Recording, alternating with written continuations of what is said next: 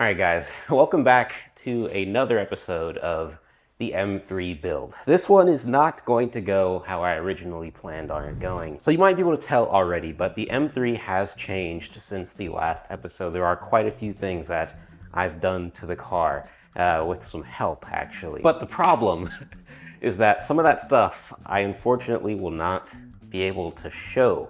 And that is because of a big oopsie that happened about, I want to say almost 2 months ago. And so I essentially had all the footage on one hard drive of the build. I think you can already tell where this is going. And someone at the office accidentally unplugged a power strip that my Mac was connected to with all of that hard drive footage on it. And usually 9.9 times out of 10, things like that don't actually affect your footage. But this time, that 1%, that 0.01%, pretty much all of the footage that I filmed, like hours of stuff, got corrupted. And so, unfortunately, I won't be able to show you every single clip of me installing and working on the car and doing the things that I've done to it. But in today's episode, we're of course going to go over all of the changes, and there's still plenty more stuff to come down the line with this car. So let's get into it. So the first major thing that I planned on at least demonstrating the install for in this video is this. So shout out to Imran and Eventuri for sending out this. This is their Eventuri carbon plenum. I got it done with the matte finish just because I felt like that was appropriate for the kind of build I'm going for. And so essentially what this does, it doesn't give you any actual power gains. It's switching out the plastic plenum that comes with the M3 stock for a completely carbon fiber plenum. So all the trumpets for the individual throttle bodies, those are all completely carbon. It's a completely carbon plenum. And what that does is give you an excellent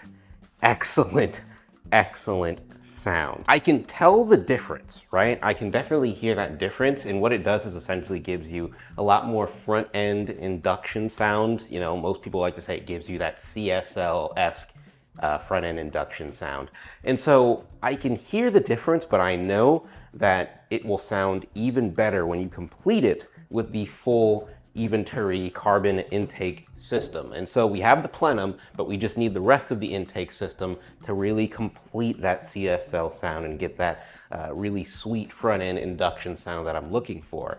And so I think I'm gonna save that for the next episode where we're doing a real sound demonstration and showing the difference of when you have the full system and the sound benefits that it provides for you. But I cannot mention the carbon plenum without giving a huge shout out to my buddy Alain. He helped me install this plenum. I went to his house, went to his garage, and he helped me install this. He has some clips that I believe might be going on one of his YouTube videos at some point in the future, and he has a channel as well that I will have linked right here if you want to check that out. Here, I always mess up the corners when I do that. Yeah, so definitely check out his channel. He has probably one of the craziest builds I've ever seen. So how we met actually was I was filming a clip of the first episode at a park talking about the new Titan TS7 wheels I had in the car, and he just out of the blue shows up in his red, what looked like a red M2, and then talking to him about it, it's actually a 228i build. So he's working with a 2-liter 4-cylinder BMW engine that he's completely built, new heads, new everything, completely built engine that, you know, with the right tune, obviously, and the turbo setup he has in the car, it's going to make a crap ton of power. Definitely way more power than this thing will ever make. So yeah, he is a really interesting build, and big shout out to him for helping me install this carbon plenum. I couldn't have done it without him, and it made my life so much easier. Hopefully I can get some of his footage to kind of supplement with the lack of footage I have. And if I do end up getting that footage, I will put it here. And then in terms of aesthetics, we're gonna need to get the MV8 badge to slap right here to really complete the look. But outside of that, we're pretty much done with engine mods because that's really all you need to do with this car. But as far as the next thing I did to the car, carbon front splitters. So I actually did this on the same day that Alain helped me install the plenum on the car. So I installed these at his house, and if I do end up getting those clips, I will throw that in right here. But I'm not gonna lie, there is a bit of an issue with the gap I bought these from FCP Euro, but there is definitely a bit of a gap right there that I'm hoping to try to resolve in some way or some form. I might need to just straight up buy OEM BMW carbon splitters, which I mean are practically twice the price, but it might be worth it to do. But as far as the overall look and, you know, from a solid distance, I know it's hard to get a good view because my garage is not massive, but it looks fantastic. And so the gap does bother me when I look at it, but when I'm not paying attention to it, it looks freaking sweet. So that is it as far as the first bits of carbon I have on the engine bay and on the outside of the car. But the next aesthetic piece is also something that was a bit more challenging than I honestly thought it was gonna be, but turned out really good, and I think it looks great, honestly. So the inspiration for this build is the M3 CRT that I mentioned in the first episode. The M3 CRT has red accents all over the car. The back spoiler has red accents, and then the hood vents are red. And so I did some photoshopping, some light photoshopping, just to get an idea of how the red accents, the same red accents, would look on the Silverstone metallic. And it just looked not great, but I wanted something that was close, right? And so what I ended up doing is finding a paint that BMW used on, you know, some of the newer M models, but most particularly known on the BMW M5 and M6 of the V10 generation. And that color is Indianapolis Red Metallic. And so I painted my hood vents Indianapolis Red Metallic, and I think it came out absolutely great. I think it's so subtle, so perfectly subtle that, I mean, it doesn't stand out too much, but when you see it, you're like, oh, that's a nice accent. And I think this kind of, you know, more burgundy red really fits with the Silverstone metallic. I think it looks absolutely awesome. But that is not the only part that I painted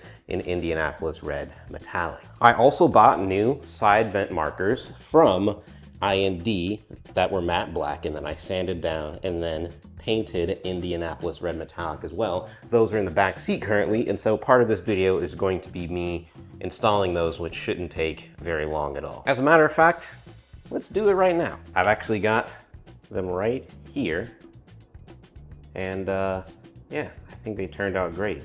Got that glossy finish. I put on new M3 stickers just to make sure I didn't have to worry about reusing the old ones that are currently on the OEM ones. Plus, it makes it real easy to reverse back to stock if I decide I need to do that at some point. So let's get these swapped out. I've already done this before, so it should be a pretty easy job. So some things to note is that you firstly want to be very careful with this because you don't want to end up scratching your paint. But effectively, you're trying to wiggle this guy out so that you can eventually like squeeze. There are basically these little clips that hold it in place that are pointing up and down on this side. So you kind of want to shimmy it out a little bit, and then eventually you should be able to squeeze and then pull. And you'll definitely feel it when it starts coming out. But it's overall a pretty simple job to do.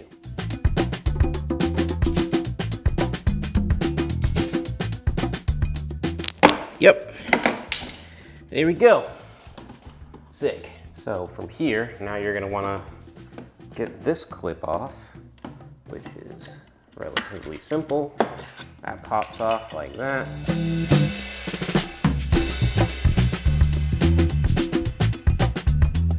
All right, now we got the black clips off. Now we just need to unscrew this bad boy right here, which I forgot is a T-style screw. So I gotta grab another screwdriver. Pop it in like that, and it's 100% in. And we're done, at least for this side. And voila, I think that looks pretty freaking good to me. Fitment is definitely one of one, no weird gaps anywhere, which is good. And it's what I expect because I ordered this from I&D. So yeah, now we just have to do the other side, but when you combine that, let me move this out of the way. When you combine that with the hood vents, I think that looks pretty good. You guys can obviously let me know what you think about this in the comments down below, but I mean, I think this looks pretty sweet.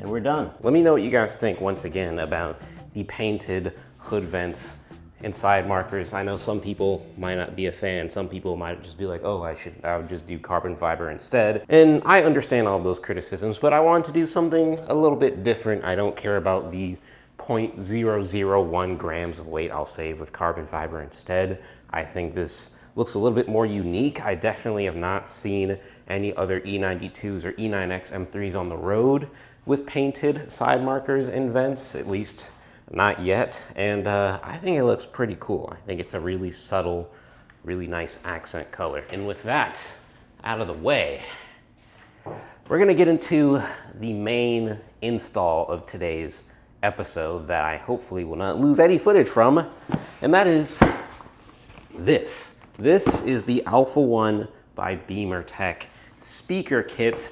And so when they hooked me up with the MMI Prime or MMI Pro that I installed in the previous episode, they're like, hey, do you want to try out the Alpha One speakers set too? And I was like, you know what, honestly, I feel like the stock speaker setup in the M3 is really good. I actually have zero complaints given like the type of car this is. Honestly, it sounds better than the speaker setups in the Harman Kardons and the newer BMW M3s and M4s.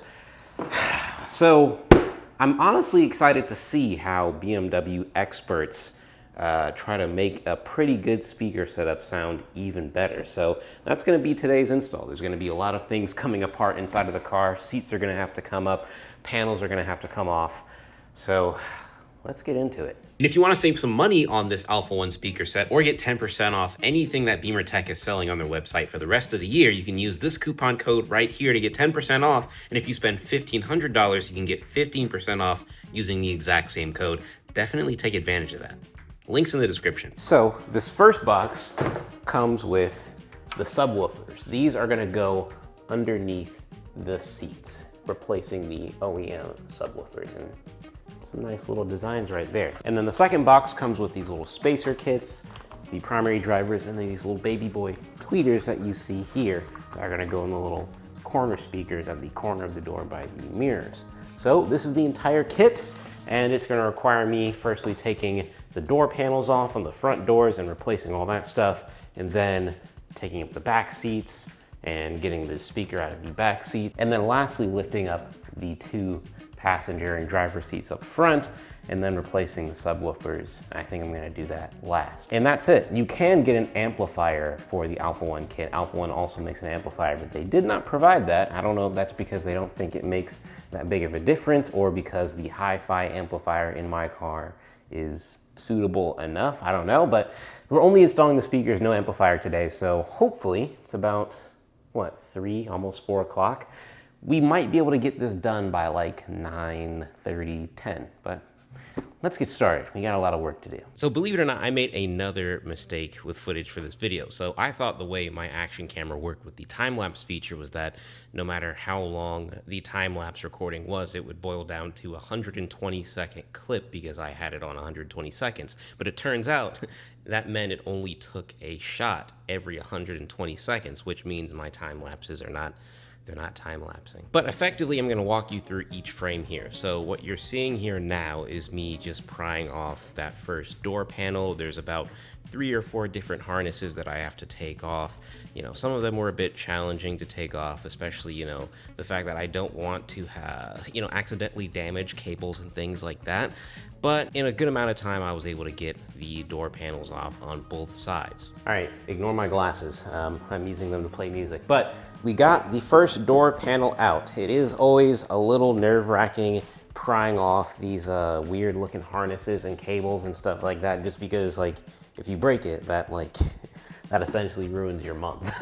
And then you have to go down this whole rabbit hole of how to swap the whole cable out. You might have to take even more stuff apart in the car. But thankfully, all you had to do was pry stuff out. There wasn't any weird mechanisms or opening sequences for any of the stuff. So now we have it off, and it's as simple as unscrewing this off, putting some spaces on, and putting the new mid-range driver in, and then swapping out the tweeter as well. I pulled this off of the little corner area of the door card. So let's get that swapped out.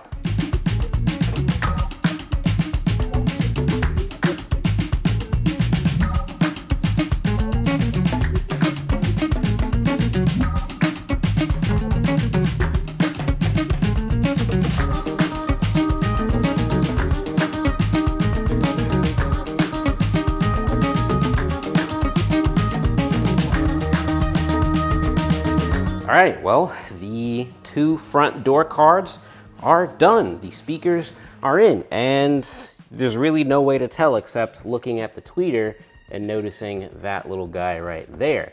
And yeah, it honestly wasn't too bad of a process. Initially, getting the first door off was a bit of a challenge, but once I did the first door, it made doing the second door a lot easier. So now I think we might as well do the back seats. So let's get to that. Now fast forward to the back seats. Now that's where things are honestly a little bit easier because I didn't have to take the entire door panel off. I just pried it open as much as I could and then just disconnected that one speaker cable, unplugged the OEM mid-range speaker, and then put in the new Alpha 1 speaker. All right, so since it's honestly easier to just not take apart the door panel because I have, you know, my seatbelt helper and all these other electronics that I need to remove, instead of going through all of that, because the tutorial I'm watching is actually for an E93, not an E92, which doesn't have seatbelt helpers. So to make my life easier, I'm just going to swap the speaker while the door panel is still inside of the car, so I don't have to take it out and do all that extra stuff. So I'm just gonna do it right here, make my life easier. And boom, in about, 25, maybe 30 minutes, we finished the back seat. So we're actually on a pretty good roll here. And just like the front, there's really no way to tell that each side is done. But yeah, hopefully nothing screwed up when I plugged everything in there. I think I did a good job on the install.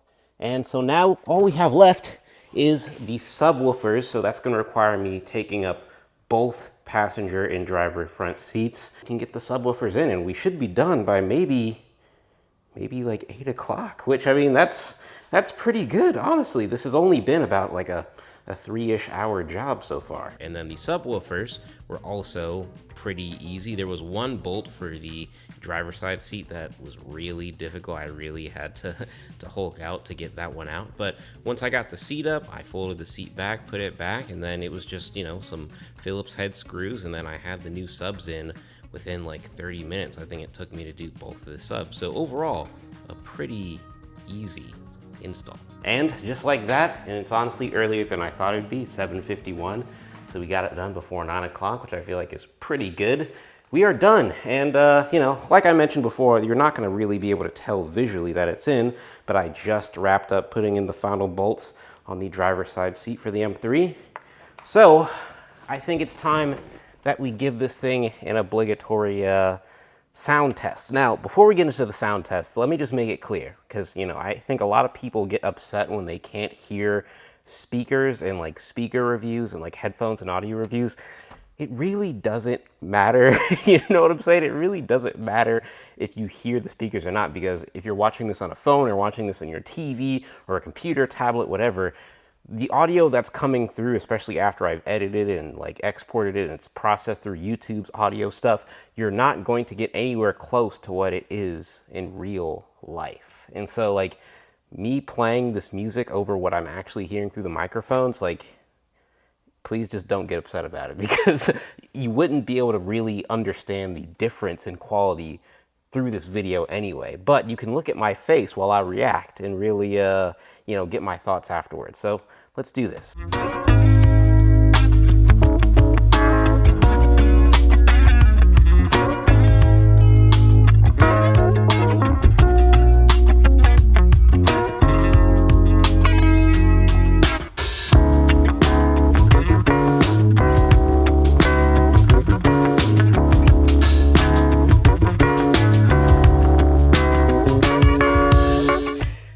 Wow.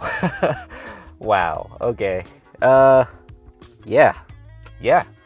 Yeah, they weren't lying. I really was curious to see how much better the speaker system would be, and yeah, it's a lot better. And it's like one of those systems where I feel like I'm not gonna have to go in and change, you know, the EQ settings, you know, try to change the low end, the mid tones, the high frequencies. Everything is dialed in, I feel like, just perfectly right.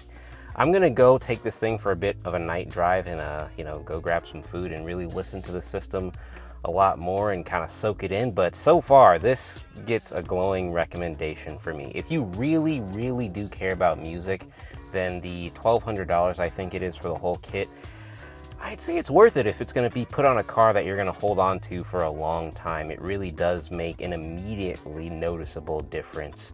I'm not, an audiophile per se, but I have experience with high-end sound systems. I've tested some of the best sound systems out there in new cars, and this definitely puts this car in line with some of the best sound systems I've ever tested in other new cars, like Mercedes Maybach, the Bowers & Wilkins system in the Volvo cars, which for whatever reason is shockingly better than a lot of stuff out there. This is right up with those. Wow. Incredible work, Alpha One, and thank you for sending this out, and I'm looking forward to putting many miles on this car using this system and listening to it some more. And so with that said, we're going to close out this video, flash forward to tomorrow morning, and talk about what's next for the M3 and what I've got planned down the line. So the main thing is going to be completing the carbon plenum intake setup. So I'm going to get my MV8 badges for the plenum itself, and then get the full Eventuri carbon intake setup so I can complete the front end and then do some real driving for you guys so we can enjoy that sweet CSL induction sound together. That will be quite fun. I'm also thinking of adding a few more exterior pieces that I've been meaning to get to for the car. So that will be a part of the next episode as well. But what I'm thinking episode 3 is going to primarily be focused on maintenance and going over the financials and everything that it's cost me to own this car over the past 4-ish months. I think I got it in July, so my math might be a little off on that. But nearly 6 months I've had the car now. It honestly doesn't feel like it just because I haven't driven it that much. And so I'm coming up on 3,000 miles, I think I put on the car so far. And so, yeah, it's going to be time for an oil change pretty soon. And so apart from doing the intake and a few exterior pieces, the next episode is going to primarily focus on maintenance. I think we're going to give this girl her first oil change, and I think do a Blackstone oil analysis as well, just to make sure everything's good and there aren't any looming issues. We also have to address when we're going to need to do the throttle actuators on the car, because that is a ticking time bomb maintenance item and it's going to get messed up at some point or another. And so eventually I'm going to have to get aftermarket throttle actuators with the better gearing that aren't going to get chewed up and dissolve over time again, to make sure I never have to deal with throttle actuators again once I do it. And so, yeah, that's going to be one of the things that's coming. And so that's really what we have to look forward to for the next episode. But trust me when I say there's still lots more to do with this car over the next, year plus maybe. So this will definitely be a long-standing series on the channel. So if you're looking forward to that, be sure to hit the subscribe button. And if you want to support the channel, I'm not wearing it right now, but we have Cars with Miles merch that you can check out. Link in the description down below. It's, we have a few designs available that I'm really proud of. As far as what's next on the channel in the immediate future, well, I do have a few reviews that I've actually fully completed filming, but I just haven't had time to edit them because I've been moving and stuff like that. And so expect some really high horsepower cars that are essentially the super of their segment. I'll leave it at that. So yeah, that's pretty much it for this one. Thank you all for watching. I'll talk to you guys in the next one.